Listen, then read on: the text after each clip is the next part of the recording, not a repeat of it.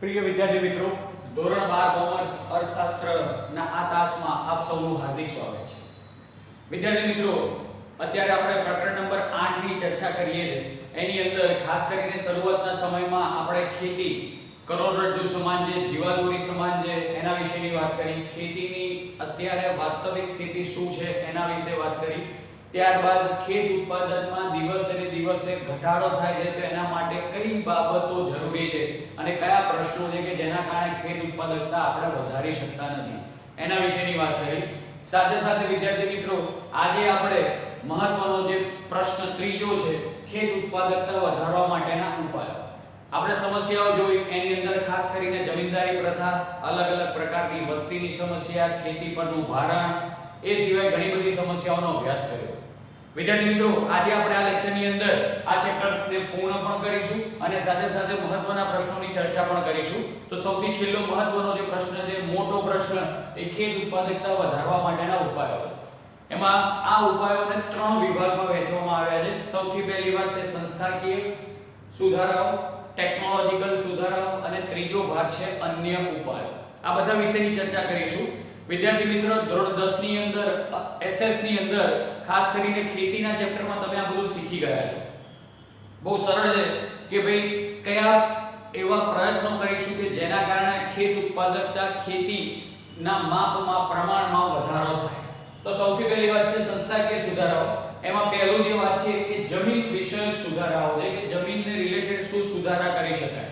વિદ્યાર્થી મિત્રો, તમને ખ્યાલ હશે કે આના પહેલાના પ્રશ્નની અંદર આપણે જમીનદારી પ્રથા વિશે વાત કરી. અલગ અલગ પ્રકારની મહાલદારી પ્રથા, રૈયતવાડી પ્રથા, સાત પ્રથા, અલગ અલગ પ્રકારની રીતે ખેડૂતોનું શોષણ થતું હતું એના વિશેની વાત કરી. અહીંયા આપણે વિદ્યાર્થી મિત્રો ખેડૂતોને જમીન માલિકી મળી રહે, સાથે સાથે ગણતરીઓને ખેડ હકની સલામતી મળે એ માટે જમીનદારી નાબૂદી કાયદા, ખેડ હકની સલામતી, સાત નિયમનના કાયદા વગેરે અસ્તિત્વમાં આવ્યા. તો એના વિશેની વાત આપણે કરવાની છે. એનો કાયદો આપણે પસાર કર્યો છે જેથી કરીને અલગ અલગ પ્રકારે જમીન વિષયક સુધારા થઈ શકે, ખેડૂતોને ન્યાય મળે. આવા કાયદા દ્વારા ખેડૂતોનું શોષણ થતું અટકશે તો ઓટોમેટિક ખેડૂતોને ખેત ઉત્પાદકતા વધારવા, ખેત ઉત્પાદન વધારવા માટે પ્રયત્નશીલ બનશે. એટલે જ અહીંયા લખ્યું છે કે ખેડૂતોનું શોષણ અટકે, ખેત ઉત્પાદકતા વધારવા પ્રયત્નશીલ અને ખેત ઉત્પાદકતા વધશે. પણ ખાસ કેમ વધશે તો એની પાછળ ચોક્કસ કારણ એ છે કે અલગ અલગ પ્રકારે જમીન માલિકી અસ્તિત્વમાં આવે અને એની સાથે ગણતરીઓને ખેડકની સલામતી પણ પ્રાપ્ત થાય. તો આટલી વસ્તુઓ એની અંદર જોઈએ. ત્યારબાદ આપણે આગળના ટોપિક પર ચર્ચા કરીશું વિદ્યાર્થી મિત્રો. ત્યારબાદ વિદ્યાર્થી મિત્રો, સેકન્ડ જે વાત છે સંસ્થાકીય ધિરાણની પ્રાપ્તિ છે. સંસ્થાકીય ધિરાણનો મતલબ એવો થયો વિદ્યાર્થી મિત્રો કે અલગ અલગ પ્રકારે જો કૃષિનું ઉત્પાદન સારા પ્રમાણમાં વધારવું હશે તો ખાસ કરીને ખેડૂતોને અલગ અલગ પ્રકારના ધિરાણની સુવિધા પ્રાપ્ત થશે. ખાસ કરીને આપણે લાસ્ટ લેક્ચરની અંદર જે સમસ્યા હતી એ સમસ્યા ધિરાણની હતી અને ખાસ કરીને જમીનદારો કે અલગ અલગ પ્રકારના સાહુકારો મોટા વ્યાજે કૃષિ માટે ખેડૂતોને ધિરાણ કરતા અને વ્યાજની ગણતરીમાં ખેડૂત ઘણી બધી અંશે પોતાની મૂડી ગુમાવી દેતો, જેના કારણે વ્યાજ કઠોર હોવાના કારણે ખેડૂતો ઘણા બધા પાયમાલ થઈ ગયા, ખેડૂતોનું શોષણ થયું. એટલા માટે સરકારે ખાસ કરીને ધિરાણની વ્યવસ્થા પ્રાપ્ત થાય એની જવાબદારી નાબાર્ડને સોંપી.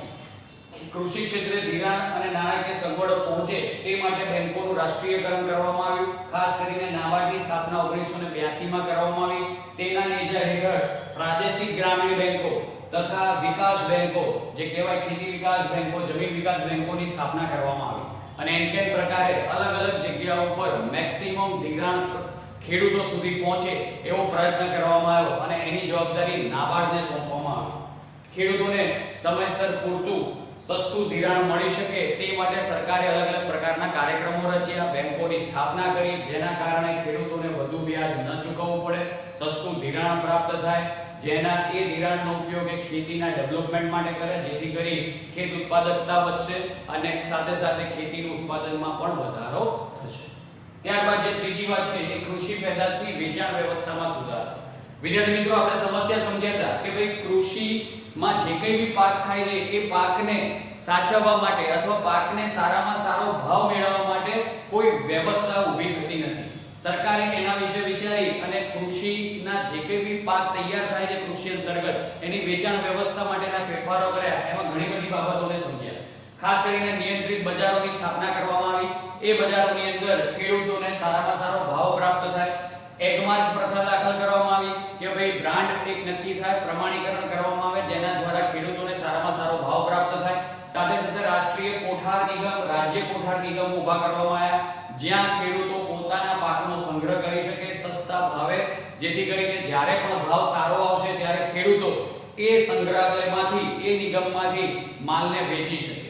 સાથે સાથે ખેત પેદાશોની માહિતી છે ખેડૂતો સુધી પહોંચે એવી વ્યવસ્થા ઊભી કરવામાં આવી. અને છેલ્લે તળિયાના ભાવ સરકાર દ્વારા નક્કી કરવામાં આવે કે ભાઈ તળિયાના ભાવનો મતલબ એ છે કે ભાઈ આ પ્રોડક્ટનો આટલો મિનિમમ ભાવ તો કૃષિના ખેડૂતોને પ્રાપ્ત થવો જોઈએ.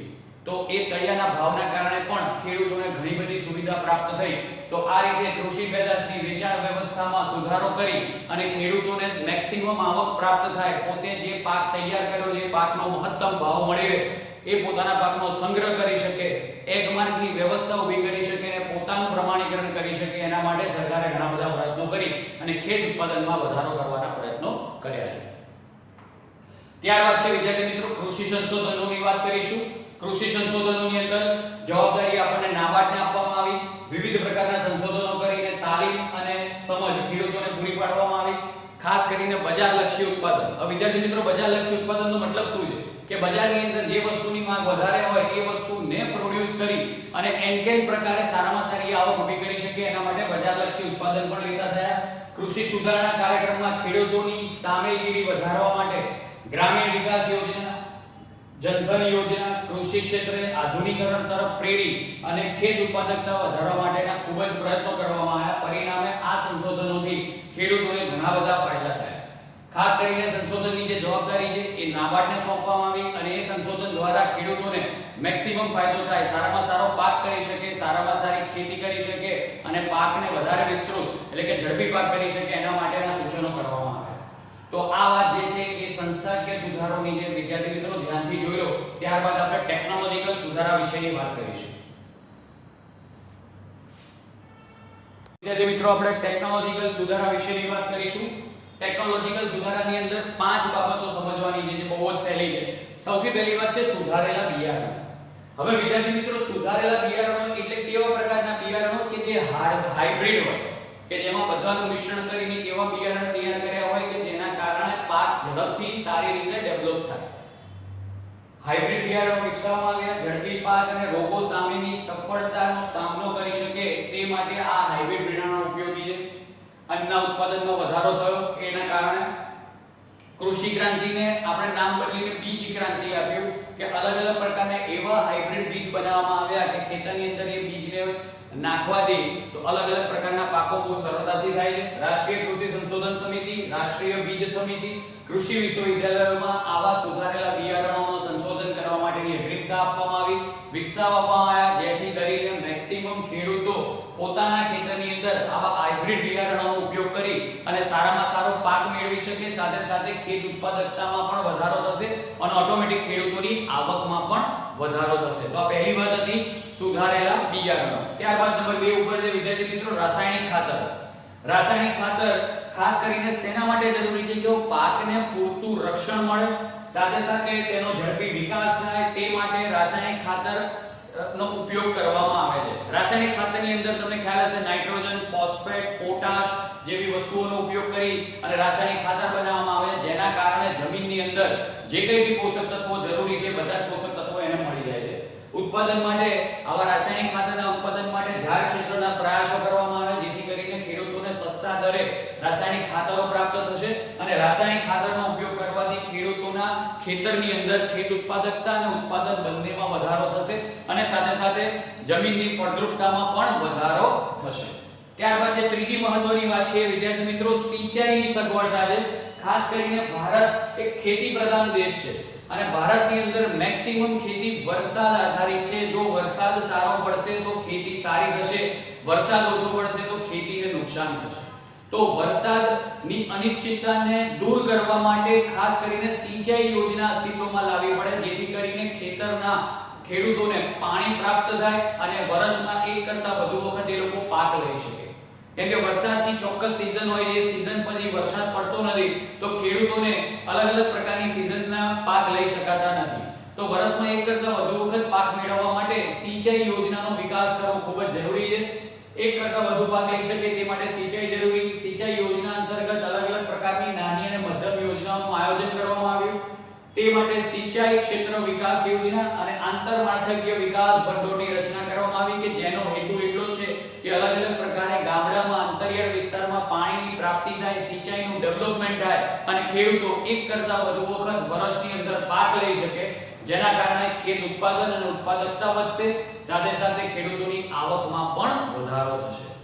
ત્યારબાદ વિદ્યાર્થી મિત્રો સીધી ચોથી વાત છે યંત્રોનો ઉપયોગ. તમને ખ્યાલ હશે કે દેશમાં દિવસે દિવસે ઉદ્યોગોનો વિકાસ થવાથી, ઓટોમોબાઈલનો વિકાસ થવાથી ખેડૂતને અલગ અલગ પ્રકારના સાધનો પ્રાપ્ત થાય છે અને જે પરંપરાગત ખેતી છે હળ બળદથી એની જગ્યા ઉપર આજે આપણે ટ્રેક્ટર, થ્રેશર, સબમર્સિબલ પંપ, જંતુનાશક દવાઓ છાંટવાના સાધનો, આવા અલગ અલગ પ્રકારના ઓટોમોબાઈલ્સનો ઉપયોગ કરી અને સરળતાથી ખેતી કરી શકાય છે. સાથે સાથે વર્ષમાં ઘણી બધી વખત પાક પણ લઈ શકાય છે, જેથી કરીને યંત્રોના ઉપયોગથી ખેડૂતનું કામ પણ ઓછું થાય છે અને એના કારણે ઝડપથી ખેતી પણ આપણે કરી શકીએ છીએ. તો યંત્રોનો ઉપયોગ વધારવાની જરૂર છે. સાથે સાથે જંતુનાશક દવા નંબર 5 ઉપર છે જંતુનાશક દવા. વિદ્યાર્થી મિત્રો આપ સૌને ખ્યાલ છે કે ખેતરની અંદર જે પાક તૈયાર થાય છે એ પાકને અમુક કીટકો અલગ અલગ પ્રકારની કનડગતથી કીટકો એ પાકને નુકસાન પહોંચાડે છે. તો એ કીટકોને દૂર કરવા માટે જંતુનાશક દવાનો યોગ્ય ઉપયોગ થવો જોઈએ. જો જંતુનાશક દવાનો યોગ્ય ઉપયોગ થશે તો પાક નિષ્ફળ ઓછો જશે, કીટકો પાકને નુકસાન ઓછું કરશે, જેના કારણે ખેત ઉત્પાદક અને ઉત્પાદન બંનેમાં વધારો થશે. એટલે જંતુનાશક દવાનો યોગ્ય છંટકાવ કરવો એ પણ ખૂબ જ જરૂરી છે. અને સૌથી છેલ્લી વાત છે ભૂમિ પરીક્ષણ, જેને સોઇલ ટેસ્ટિંગ કહીએ છીએ કે અલગ અલગ પ્રકારની જમીનની અંદર જે પાક આપણે તૈયાર કરવાનો છે એ પાક માટે આ જમીન યોગ્ય છે કે નહીં એ ભૂમિ પરીક્ષણથી જાણવામાં આવે છે. એના માટે જો જે કંઈ બી તત્વો ખૂટતા હોય તો એના દ્વારા આપણે પરીક્ષણ કરીને એ તત્વો જમીનમાં મૂકી દઈએ છીએ અથવા જમીનમાં નાખી દઈએ છીએ, જેથી કરીને એ પ્રમાણની માહિતી આપે છે, પરિણામે ઊંચી ઉત્પાદકતા પણ આપણને પ્રાપ્ત થાય છે. એટલે ખાસ ઘણી વખતે એ જમીનની અંદર આ પાક ન થતો હોય તો એની પાછળ આનું ટેસ્ટિંગ કરવામાં આવે છે અને કઈ વસ્તુઓ ખૂટે છે એની માહિતી મળે છે અને એ માહિતી દ્વારા એ ખૂટતી વસ્તુઓ જમીનમાં આપણે પહોંચાડીએ છીએ, જમીનની અંદર નાખીએ છીએ, જેથી કરીને પાક સારામાં સારો તૈયાર થશે. તો આ જે 5 બાબતો છે, 6 બાબતો છે, ટેકનોલોજીકલ સુધારા, એમાં ખાસ કરીને સુધારેલું બિયારણ, રાસાયણિક ખાતર, સિંચાઈની સગવડતામાં વધારો, યંત્રોનો ઉપયોગ, જંતુનાશક દવાઓ અને ભૂમિ પરીક્ષણ. ત્યારબાદ વિદ્યાર્થી મિત્રો ત્રીજો સેક્શન જે સી છે એને આપણે શું કહીશું? અન્ય ઉપાયો. હવે અન્ય ઉપાયો એટલે કે ખેડૂતોને શિક્ષિત કરવાની વાત આવે કે શિક્ષણનો ફેલાવો કરવામાં આવે, જેથી કરીને ખેડૂતો શિક્ષિત બને. સાથે સાથે નવીન ઉત્પાદન પદ્ધતિ જે કંઈ બી અસ્તિત્વમાં આવે એનું જ્ઞાન ખેડૂતોને આપવામાં આવે. સાથે સાથે પશુપાલન, મરઘા બતકા ઉછેર, જે ફૂડ પ્રોસેસિંગ કાર્યો છે કે જેનું ડેવલપમેન્ટ કરવામાં આવે, એનો મતલબ કે ખેતી સાથે સંલગ્ન આવા ઉદ્યોગોનું ડેવલપમેન્ટ કરવામાં આવે, જેથી કરીને ખેતી પરનું ભારણ ઘટશે, ખેત ઉત્પાદકતા વધશે, ઉત્પાદનમાં પણ વધારો થશે અને સાથે સાથે ખેડૂતોની આવકમાં પણ વધારો થશે. સાથે સાથે ગામડાની અંદર નાના પાયાના ઉદ્યોગો એ ખૂબ જ જરૂરી છે, એનો પણ જો વિકાસ કરવામાં આવે તો મેક્સિમમ રોજગારી ત્યાંથી પણ પ્રાપ્ત થશે.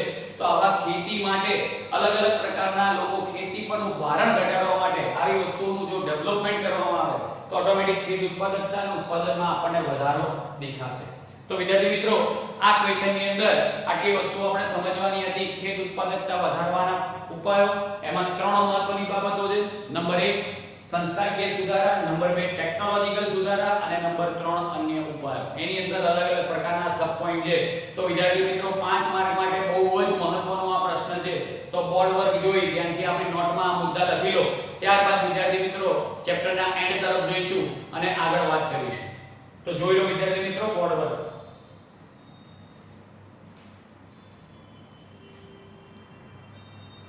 તો પ્રિય વિદ્યાર્થી મિત્રો થોડાક આગળ વધીએ, ચેપ્ટરના એન્ડ તરફ જઈશું. ખાસ કરીને આ પછી ટૂંકા જે પ્રશ્નો છે એની અંદર આધુનિક ખેતીની વાત કરવાની છે. 1986 થી ભારતમાં આધુનિક ખેતીનો જન્મ થયો.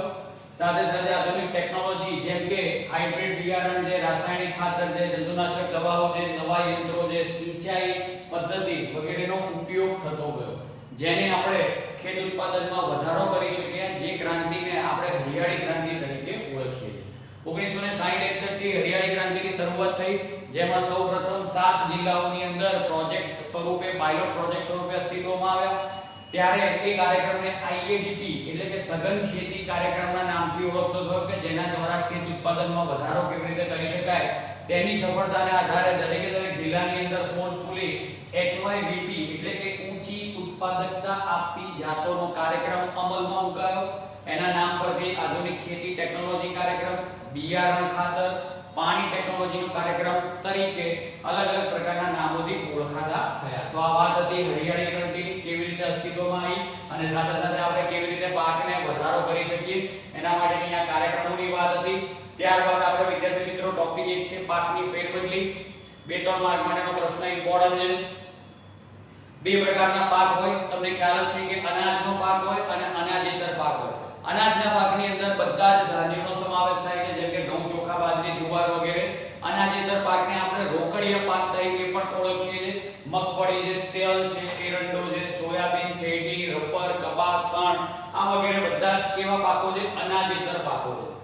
પાકની ફેરબદલી માટે મહત્વના બે જવાબદાર પરિબળો છે, ટેકનોલોજીકલ પરિબળો અને આર્થિક પરિબળો. ટેકનોલોજીકલ પરિબળોની અંદર આપણે જોવા જઈએ તો કોઈ એક વિસ્તારમાં પાકની ફેરબદલી એ જમીન ઉપર અસર કરે, આબોહવા, વરસાદ પર આધારિત હોય. આમ પાકની ફેરબદલી મૂડી, નવા બિયારણો, ખાતરો, ધિરાણની સગવડો વગેરેને આધારે શક્ય બને. એટલે સરળતાથી જો ટેકનોલોજીનો ઉપયોગ કરવામાં આવે અને આબોહવાને ધ્યાનમાં રાખીને જો ખેતી કરવામાં આવે તો મેક્સિમમ આપણે ઉત્પાદન પ્રાપ્ત કરી શકતા હોઈએ છીએ. સાથે સાથે આર્થિક પરિબળો એટલે કે આર્થિક કયા એવા પરિબળો જેમાં કિંમત અને આવક મહત્તમ બનાવી.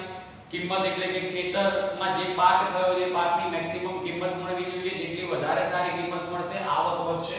નંબર 2 ખેતીજન્ય એટલે ખેતીમાં ઉપયોગમાં લેવાતા બધા જ સાધનોની પર્યાપ્તતા હોવી જોઈએ જેથી કરીને સરળતાથી ટેકનોલોજીનો ઉપયોગ કરવામાં આવે. ત્રીજી વાત એ ખેતરનું યોગ્ય કદ હોવું જોઈએ. ખેતર ખૂબ જ નાનું હશે તો આ બધી જ વસ્તુઓને વાપરવામાં મુશ્કેલી પણ પડશે, સાથે સાથે ખર્ચાળ પ્રક્રિયા પણ બની જશે. એટલે ખેતરનું કદ પણ યોગ્ય હોવું જોઈએ. સાથે સાથે ખેતીમાં જે કંઈ બી પાક ઉત્પન્ન થાય છે એના માટેનું વીમા રક્ષણ પણ હોવું જોઈએ જેથી કરીને જો વરસાદ ન પડે અથવા કોઈ એવા પરિબળો અસ્તિત્વમાં આવે જેના કારણે પાક નિષ્ફળ જાય તો આ વીમા દ્વારા જે કંઈ બી નુકસાન થયું છે નુકસાનની ભરપાઈ થાય. અને સૌથી છેલ્લી મહત્વની વાત છે મુદત, કે જે ખેડૂતને ખેતર ખેડવા માટેની મુદત આપવામાં આવી હોય છે એ લાંબી હોવી જોઈએ. લાંબા ગાળા સુધી એને લીઝ જે કહીએ છીએ એ પ્રમાણેની, તો એ લાંબા ગાળા સુધીની હશે તો ખેડૂત સારી રીતે પાક પણ ઉત્પન્ન કરી શકશે અને સાથે સાથે આવકનો સ્ત્રોત પણ ઊભો કરી શકશે. તો આ વાત હતી પાકની ફેરબદલી. તો એમાં બે વિષયની વાત કરવાની છે. બે પાકો છે, અનાજનો પાક, અનાજેતર પાક. બે પરિબળો અસરમાં છે, ટેકનોલોજીકલ અને આર્થિક પરિબળોને સમજાવવાના. ત્યારબાદ વિદ્યાર્થી મિત્રો સૌથી મહત્વની વાત છે પાકના સંરક્ષણની. પાકનું સંરક્ષણ એટલે કે અલગ અલગ પ્રકારની જો જંતુનાશક દવાઓનો યોગ્ય ઉપયોગ કરવામાં આવશે તો આપણે પાકને ઘણી બધી રીતે બચાવી શકીશું. એટલે પાક સંરક્ષણ માટે ખાસ કરીને જંતુનાશક દવાઓનો જે ઉપયોગ છે એ 2015-16 ની અંદર ભારતમાં ખાસ કરીને એ ઉપયોગ બહુ જ ઓછો થતો, 0.5 કિગ્રા પ્રતિ હેક્ટર. આ જ પ્રમાણ અમેરિકામાં 7 કિગ્રા પ્રતિ હેક્ટર, યુરોપમાં 2.5 કિગ્રા પ્રતિ હેક્ટર અને જાપાનમાં તો 12 કિગ્રા પ્રતિ હેક્ટર એનો ઉપયોગ થાય છે જેના કારણે પાકને આપણે સંરક્ષણ આપી શકીએ છીએ, બચાવી શકીએ છીએ. આમ જોવા જઈએ તો વર્ષની અંદર જે પાક થાય છે એમાં 15 થી 25% પાક આપણે અલગ અલગ પ્રકારના જંતુઓ, રોગો, નીંદણ અને પશુ પંખીઓના કારણે નુકસાન પામતા હોય છે. તો એ નુકસાન ન પામે એના માટે જો આ દવાનો યોગ્ય ઉપયોગ કરવામાં આવે તો સરળતાથી આ પાકને આપણે બચાવી શકીએ છીએ, ખેત ઉત્પાદનમાં વધારો કરી શકીએ છીએ, સાથે સાથે ઉત્પાદકતામાં પણ વધારો કરી શકીએ છીએ. ખાસ અહીંયા જોવાની એ વાત છે કે જંતુનાશક દવાના પ્રકાર અને ઝેરીપણાની માહિતી આપવા ખાસ કરીને CIBRC કાર્યરત છે જેના દ્વારા સંવર્ધક, બિનઝેરી અને સસ્તી જે દવા છે જંતુનાશક દવા એ આપણને પ્રાપ્ત થાય. CIBRC એટલે કે સેન્ટર ફોર, ખાસ કરીને જોવાની વાત એ છે કે એનું જે ફૂલ ફોર્મ છે બહુ ઇમ્પોર્ટન્ટ છે, central insecticide board and registration committee. Insecticide કહેવાય છે, central insecticide board and registration committee કાર્યરત છે કે જે અલગ અલગ પ્રકારે આવી દવાઓ તૈયાર કરે છે. સંવર્ધક બનાવે છે, પાકને બધું નુકસાન ન થાય, સાથે સાથે બિનઝેરી અને સસ્તી દવાઓ આપણને પ્રાપ્ત થાય છે. ત્યારબાદનો જે ટોપિક છે કૃષિ સંશોધન છે, જે ICAR એટલે Indian council of agriculture research જે વિવિધ સંશોધનો કરાવે છે, મદદ પણ પૂરી પાડે છે, જેના દ્વારા ખેડૂતોને મેક્સિમમ ફાયદો પણ થતો હોય છે. ખેતી સહિત અલગ અલગ પ્રકારની બાગાયતી ખેતી, મત્સ્યપાલન, પશુપાલન વિજ્ઞાન આ બધામાં મેક્સિમમ જ્ઞાન પ્રદાન કરે છે, લોકો સુધી આનું જ્ઞાન પહોંચાડે છે, જેથી કરીને આ બધી જ વસ્તુઓ સરળતાથી આપણે કરી શકીએ. તેને રાષ્ટ્રીય અનાજ પ્રાપ્તિ, પોષણયુક્ત રક્ષણ મળી રહે તે માટે શક્ય તેટલા પ્રયત્નો કર્યા છે, જેના કારણે અલગ અલગ પ્રકારના સંશોધનોથી ખેડૂતો વધારે સારો પાક મેળવી શકે છે અને અલગ અલગ પ્રકારની ખેત ઉત્પાદકતામાં વધારો પણ કરી શકે છે. તો આટલી વસ્તુઓ આ ચેપ્ટરની અંદર આપણે અભ્યાસમાં લેવાની હતી. વિદ્યાર્થી મિત્રો, ખાસ મોટા પ્રશ્નોમાં 3 મહત્વના પ્રશ્નો છે. કૃષિની વર્તમાન સ્થિતિ, નંબર 2 ખેતી ઉત્પાદકતા વધારવાના ઉપાયો અને નંબર 3 નીચી ખેત ઉત્પાદકતાના કારણો. એ સિવાય નાના પ્રશ્નોની અંદર પાકની ફેરબદલી છે, આધુનિક ખેતી છે, પાક સંરક્ષણ છે, સાથે સાથે કૃષિના મહત્વની વાત છે, કૃષિ ભારતમાં કૃષિને ખેતી પ્રધાન દેશ કીધો છે એના વિશેની વાત છે. પછી ખાસ કરીને ધિરાણની વ્યવસ્થા ઘણી વખત 2 માર્કમાં પૂછાય છે, વસ્તીનું ભારણ 2 માર્કમાં પૂછાય છે. તો આવા નાના નાના સબ ટોપિક લઈને પણ આ ચેપ્ટરની અંદર પ્રશ્નોની તૈયારી કરવાની આવશે. તો જેટલા પ્રશ્નો મેં કીધા છે એને તૈયાર કરી વિદ્યાર્થી મિત્રો નોટ ડાઉન કરી દેજો પોઈન્ટ અને સરળતાથી તૈયારી કરજો. પ્રકરણ 8 કૃષિ ક્ષેત્ર ખૂબ જ સહેલું છે. મહત્વના પ્રશ્નોની આપણે ચર્ચા કરી. કોઈ પણ પ્રશ્નને રિલેટેડ કોઈ તકલીફ હોય કે મુશ્કેલી હોય તો વિદ્યાર્થી મિત્રો ફોન દ્વારા પૂછી શકો છો. ધોરણ 12 કોમર્સમાં જો સારામાં સારા માર્ક લાવવા માટે મેક્સિમમ મહેનત કરવી પડશે. મુદ્દાઓ યાદ રાખજો, આંકડાકીય માહિતી યાદ રાખજો અને સરળતાથી સારામાં સારી નોટ તૈયાર કરજો, જેથી કરીને બોર્ડની પરીક્ષામાં સારી સફળતા પ્રાપ્ત થાય. તો હવે વિદ્યાર્થી મિત્રો આપણે પ્રકરણ નંબર 4 ઉપર જઈશું નેક્સ્ટ લેક્ચરની અંદર. ત્યાં સુધી ધ્યાનથી બોર્ડ જોઈ અને બોર્ડ પર ધ્યાનમાં લઈ અને નોટ આપણી કમ્પ્લીટ કરશું.